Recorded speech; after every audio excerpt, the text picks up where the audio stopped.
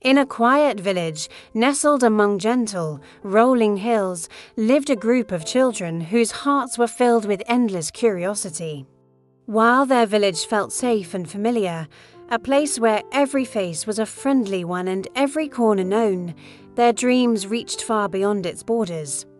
Soaring over the very hills that cradled their home, they spent their days playing in the fields, their laughter echoing through the air. But as the sun would set, casting long shadows, their thoughts would wander to the world that lay just out of sight. One afternoon, gathered in the village square, the four friends Liam, Maya, Noah, and Sarah found themselves talking about that very world. Liam, ever the brave and curious one, broke the silence. "Have you ever wondered what's beyond the hills?" he asked, his eyes fixed on the distant peaks. Noah, the creative dreamer of the group, looked up at the clouds. "Maybe," he said softly, "maybe that's where we'll find what we truly meant to do." Sarah, always cautious and thoughtful, pulled her shawl a little tighter. "It could be dangerous," she warned, her voice barely a whisper. But Maya, whose heart was as kind as it was adventurous, offered a different view.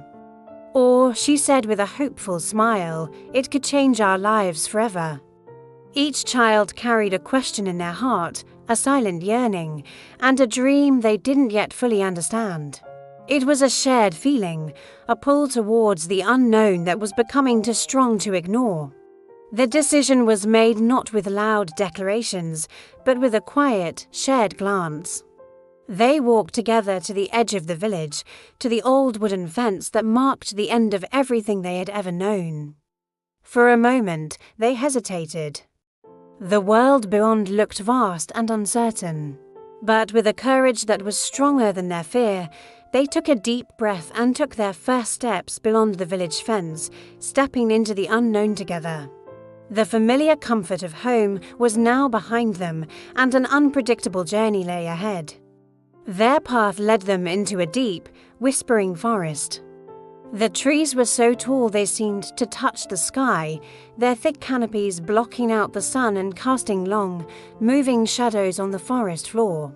Strange sounds echoed around them, and every so often they would catch a glimpse of what looked like glowing eyes watching them from the darkness. The forest tested their bravery, whispering doubts into their minds. Sarah, her voice trembling, finally spoke up. "I think we should go back," she said, clutching her friend's arm. But Liam stood firm. "Stay close," he commanded, his voice steady. "We face this together." His resolve helped calm their racing hearts, and they pressed onward, side by side.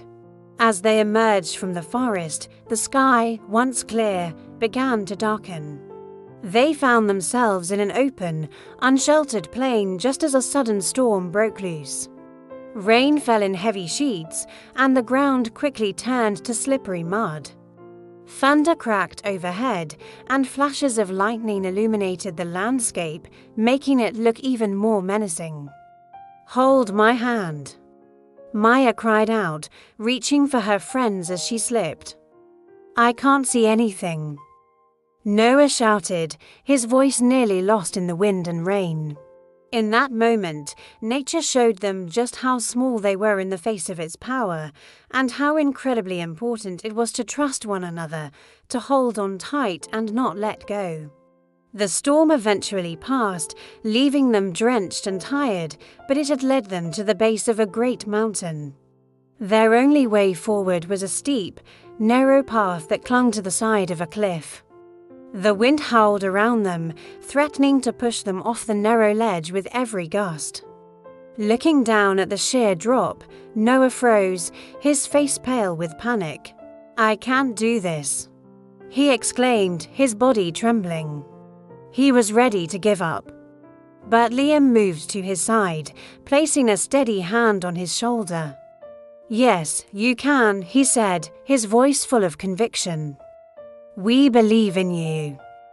In that moment, fear stood before them like an insurmountable wall, but the belief they had in each other became their bridge, allowing them to cross it one step at a time. As dusk began to fall, their spirits were at their lowest. They were cold, hungry, and exhausted, and the hope that had propelled them forward was beginning to fade. Just when it seemed they couldn't go on, they saw a light. It wasn't a star in the sky or a trick of the moonlight. It was a warm, welcoming glow coming from a small wooden cabin tucked away in a grove of trees. Smoke curled gently from its chimney, and a lantern cast a soft light from its window.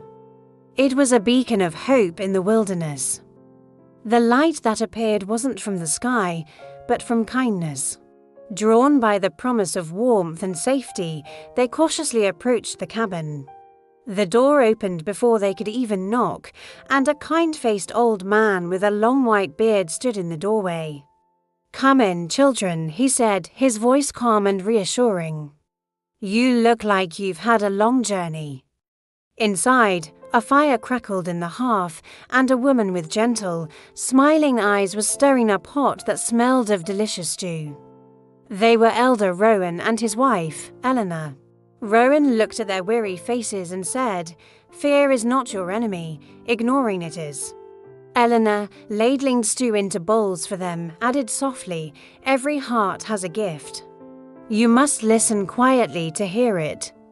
That night, gathered around a crackling campfire under a blanket of brilliant stars, the children learned more than they ever could have imagined. Rowan shared his wisdom. Bravery, he told them, is not the absence of fear. It's choosing to move forward even when you're afraid. Eleanor smiled, her eyes reflecting the firelight. And kindness, she said, is choosing to lift others up as you walk your own path. It makes the journey lighter for everyone. As they listened, the children realized their journey wasn't just about seeing what was beyond the hills. That night, they discovered something far greater than adventure. They discovered purpose.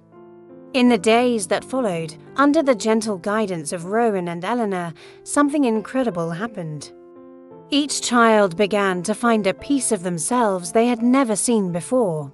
Liam, who had always been brave, discovered a passion for leadership, confidently finding safe paths and guiding the group. Maya, whose heart was always kind, found her calling in caring for the world around her, gently mending the wing of an injured bird. Noah, the dreamer, began to capture the beauty he saw, his hands flying across paper as he drew the stunning landscapes around them. And Sarah, once so cautious, found that her sharp mind was a powerful tool, confidently solving problems and navigating the challenging terrain. They were not just exploring the world, they were exploring themselves. When it was finally time to go home, the journey back felt different. The path was the same, but they were not. They walked with stronger, more confident steps. The forest didn't seem so menacing, the mountains not so daunting. They had faced their fears and found their strengths. As they walked, Maya looked at her friends, a knowing smile on her face. "We're not the same anymore," she said. Liam nodded in agreement, a newfound confidence in his eyes. "No," he replied. "We're better."